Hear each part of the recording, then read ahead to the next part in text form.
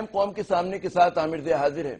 ناظرین، ایک زمانہ تھا جب سیاسی طور پر صوبہ سرحد اور وہاں کے بسنے والے پختونوں کی پہچان خدائی خدمتگار تحریک ہوا کرتی تھی۔ یہ انگریز کی حاکمیت کا دور تھا اور 20ویں صدی کے اوائل کی بات، جب خان عبدالغفار خان صاحب عدم تشدد اور پرامن جدوجہد کے فلسفے کو لے کر اٹھے اور اس قبائلی معاشرے میں جہاں بندوق مرد کا زیور تصور کی جاتی تھی، وہاں انہوں نے ایک نئی سیاست کی ریڑھ ڈالی۔ اسی معاشرے میں اس سے پہلے پختون ولی کے تحت نہ کبھی بے گناہوں کے قتل کرنے کی روایت ملتی ہے اور نہ عورتوں پر سرعام تشدد کی مثال، لیکن آج وہی پختون معاشرہ نہ صرف زخم خوردہ ہے بلکہ ایسی بربریت کا شکار جس کی مثال جدید تاریخ میں نہیں ملتی۔ عدم تشدد کے فلسفے سے اس معاشرے نے کیسے انتہا پسندوں کی آماجگاہ بننے کا سفر طے کیا؟ وہ لوگ کہاں سے آ گئے جو مکاتب کو بم سے اڑاتے ہوں، خودکش حملے کرتے ہوں اور عورتوں پر سرعام تشدد؟ آج اسی موضوع پر بات ہوگی۔ ہمارے ساتھ جو معزز مہمان یہاں پر موجود ہیں، میں آپ سے ان کا تعارف کراتا ہوں۔ سب سے پہلے جناب سینیٹر افراسیاب خٹک صاحب، رہنما ہیں عوامی نیشنل پارٹی کے، دانشور ہیں، جلا وطن رہے ہیں، جیلوں میں رہے ہیں۔ ایک ان کا NWFP اور افغانستان کی سیاست کے حوالے سے جو ان کی انڈرسٹینڈنگ ہے، میرے خیال میں پاکستان کے کم سیاستدانوں کو ہوگی۔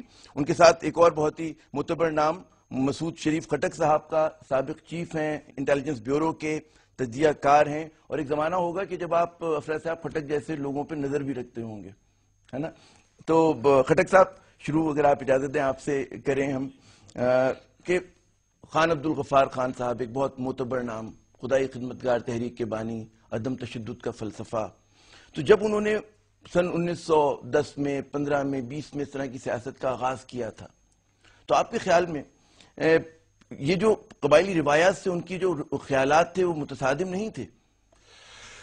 جی، تھوڑا سا میں گزارش کروں گا کہ یہ جو باچا خان نے عدم تشدد کا درس دیا اور پشتونوں کی ایک بہت بڑی تعداد نے اس کو قبول کیا، اس کے لیے یہ بھی ذرا ذہن میں رکھیے گا کہ یہ جو علاقہ تھا یہ کسی وقت میں بڑے پیمانے پر بودھسٹ مذہب کا اور ثقافت کا مرکز تھا۔ یہ جو ٹیکسلا سے قصہ شروع ہوتا ہے، پشاور ویلی، ہڈا، ننگرہار، جلال آباد، پھر آگے کابل، بامیان، یہ بہت بڑا مرکز تھا۔ آج بھی اگر یہاں کے میوزیم میں چلے جائیں تو زمین کے نیچے کافی واقعات ہیں جو آپ کو نظر آ جائیں گی۔ پھر اس کے بعد جو اسلامی تہذیب داخل ہوئی، ثقافت اور خیالات داخل ہوئے بر صغیر میں، جنوبی ایشیا میں، سمرقند اور بخارا کا رینیسانس جو اسلامی تھا، تصوف کا تھا، دین کی اشاعت اور علوم کی ترقی کا تھا، وہ اسی راستے سے بر صغیر میں داخل ہوا۔ تو یہ جو لہریں ہیں، یہ جو ایک طرح سے مختلف سطحوں پہ یہ افکار موجود رہے ہیں، باچا خان نے ایک طرح سے ان کو ابھارا اور وہ سامنے آ گئے۔ انہوں نے جو بات کی وہ بہت سیدھے طریقے سے بات کی۔ انہوں نے کہا کہ دیکھیں، خدا تعالیٰ جو ہے وہ بڑی ذات ہے، اس کو خدمت کی ضرورت نہیں ہے، اس کے بندوں کی خدمت اصل میں اس کی خدمت ہے۔ اور اس فلسفے کو بنیاد بنا کر انہوں نے لوگوں کو اکٹھا کیا اور غریب لوگوں کو اکٹھا کیا۔ ان کے ساتھ جو خان قوانین تھے وہ سب ان کے مخالف تھے، انگریزوں کے حامی تھے۔ انہوں نے جو عام کسان تھا، کسب گر تھا، جو تھوڑا سا مڈل کلاس تھا یا چھوٹا زمیندار تھا، پھر دیہاتی انٹیلیجنشیا جس میں دینی علوم والے بھی لوگ تھے اور جدید علوم والے لوگ تھے، ان کو انہوں نے اکٹھا کیا۔ تو اتنے پرانے زمانے میں جو افکار وہ لے کر آئے، عدم تشدد، نان وائلنس، وہ آپ کے خیال میں پٹھان معاشرے میں آسانی سے قابل قبول ہو گئے ہوں گے؟ جی بالکل۔ اصل میں یہ جو پشتون ولی جو کوڈ تھا، اس کو انہوں نے ریفارم کیا، انہوں نے اصلاحات، دیکھیں انہوں نے تعلیم پر زور دیا، ایجوکیشن ان کا فوکس تھا، انہوں نے اسکول بنائے، 20 اسکولوں کی بنیاد انہوں نے رکھی۔ پھر انہوں نے کہا کہ ڈیموکریسی، رائٹس، انہوں نے کہا، پھر تعلیم، عورتوں کو انہوں نے کہا کہ حصہ ہونا چاہیے، خواتین کو زندگی میں فعال ہونا چاہیے، اور وہ عملی آدمی تھے۔ انہوں نے خود اپنے آپ سے ساری باتیں شروع کی، خود کو ڈی کلاس کیا، انہوں نے اپنی بچی کو پڑھایا، انہوں نے تعلیم بھیجا، انڈیا بھیجا، پھر یورپ بھیجا، اور ثابت کیا کہ عورتوں کی تعلیم لازمی ہے۔ اسی طرح سے وہ مساوات کا درس دیتے تھے، برابری کا۔ انہوں نے سب کے ساتھ مل کر ایسی زندگی گزاری، چاہے وہ جیل میں ہوں چاہے باہر ہوں، کہ عام ورکر میں اور ان میں فرق نہیں ہوتا۔ خٹک صاحب، یقیناً مسعود شریف خٹک صاحب، یقیناً ایک بہت ہی مشکل کام ہوگا جب انہوں نے اس دور میں اس کا آغاز کیا ہوگا۔ اگر میں آپ سے کہوں کہ آپ تقابل کریں آج کے پختون معاشرے کا، آج کے صوبہ سرحد کا، اور آج سے آپ کی جو جوانیوں میں آپ نے دیکھا ہوگا، کیا آپ دیکھتے ہیں کس طرح سے اس میں ایک تبدیلی آئی؟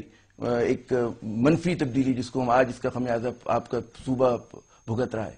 دیکھیں جی، جو پختون ہیں بیسیکلی، جو آپ نے امن کی بات کی، امن کا پختون عام ضرور رہا ہے تھرو آؤٹ ہسٹری میں، ہمیشہ ہتھیار کے ساتھ یعنی ان کا وہ لگاؤ رہا ہے معاشرے میں ٹریڈیشنلی. بٹ کبھی اگر یہ کہا جائے کہ پختون کے پاس کیونکہ ہتھیار تھا تو ان کے علاقے میں تشدد ہوتا تھا، یہ ایسا نہیں تھا. یہ ایک جو آپ کے مختلف جگہوں میں ایک پرسنل اینیمیٹیز یہ وہ وغیرہ اس میں اگر آیا، ادروائز عام ایک آدمی کوئی رستے میں گزر رہا ہے اس کو کوئی کچھ نہیں کہا کرتا تھا اس فرنٹیئر میں.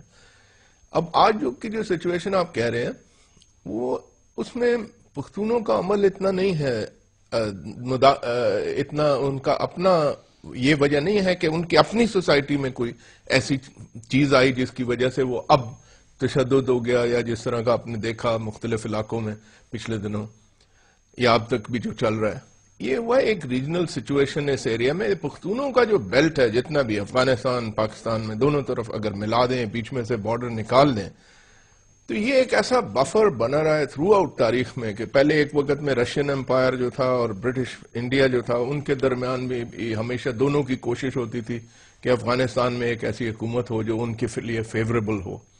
اور یہ تسلسل چلا آ رہا ہے اوور مینی 2-3 سینچریز سے، آپ سمجھ لیں کہ ایسا چل رہا ہے جب سے برٹش ادھر تھے. اس میں یہ ہمیشہ بیچ میں پختون جو ہیں اس ٹسل میں یا اس اسٹرگل میں گھیرے میں آ جاتے تھے. پھر اس میں پیسہ بھی چلتا تھا، مختلف قسم کی لالچیں بھی، اور یہ بھی کسی کو وہ ملا لیتے تھے، کسی کو دوسرے ملا لیتے تھے. مگر جو ہے نا آج بھی آپ دیکھیں، یہ پرانی تاریخ میں نے تھوڑی سی دہرائی، فرسٹ سیکنڈ تھرڈ افغان وار. اس کے بعد اگر آج پر آپ آتے ہیں تو 79 سے آپ لے لیں، پھر وہی برٹش انڈیا نہیں تھا بٹ سوویت یونین کا وہ ڈریم عربین سی کو پہنچنے کے لیے وہ پھر افغانستان میں آ کے انہوں نے قبضہ کیا. اور پھر جو کچھ تاریخ وہ سب جانتے ہیں، میں دہراؤں گا نہیں. بٹ اس میں پھر لپیٹ میں کون آیا؟ پختون آئے. سب سے جو بھاری قیمت ادا کی بھاری قیمت، کیونکہ دیکھیں وہ تو آگے ہمارے بارڈر تک، یہاں تک آگے.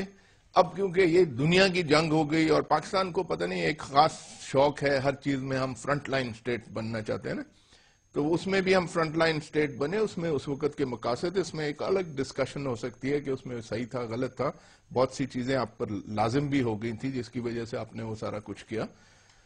بٹ کہنے کا مطلب ہے کہ کیونکہ آپ کا فوکس پختونوں پہ ہے تو انفارچونیٹلی ہم یعنی پختون جو ہیں ہم سب یہ دونوں بیلٹ دونوں سائڈ کے اس ٹسل میں بھی آئے 79 سے لے کے تب سے جو ڈیٹیریوریشن ہوئی ہے وہ آج نظر آ رہی ہے. دیکھیں پختونوں کے پاس ہتھیار تھے، سب کچھ تھے، قبیلے بھی آپس میں لڑ پڑتے تھے، بٹ اس قسم کی جو چیزیں آپ کہہ رہے ہیں یہ نہیں ہوتی تھیں. یہ آج بھی پختون نہیں کر ہی نہیں کرتے. منافی ہے. افراد صاحب انہوں نے بڑی اہم بات کی، سوویت یونین کا سابقہ اس جنگ کا ذکر کیا. اور آج بھی بہت سارے جو تجزیہ نگار ہیں ان کا کہنا ہے کہ جو بھی آج کے ہمارے مسائل کی جڑیں ہیں وہ اس جنگ میں ہے جو Pakistan Soviet front line state جب بنا سوویت یونین کے خلاف افغانستان میں. آپ کیا سمجھتے ہیں؟ جی مجھے ان سے اس بات پر اتفاق ہے کہ یہ جو کچھ تشدد آپ دیکھ رہے ہیں، تشدد کا کلچر، یہ ہماری باڈی پالیٹکس میں انجیکٹ کیا گیا ہے. بلکہ میں تشدد کی جگہ کہوں کہ انتہا پسندانہ خیالات کا جو فروغ ہوا، اس کا جو آغاز تھا، نقطہ آغاز، وہ لڑائی تھی کہ جس میں ہم لوگوں نے نام نہاد مجاہدین بنائے، جہاد کی ایٹ دی بیہسٹ آف امریکہ.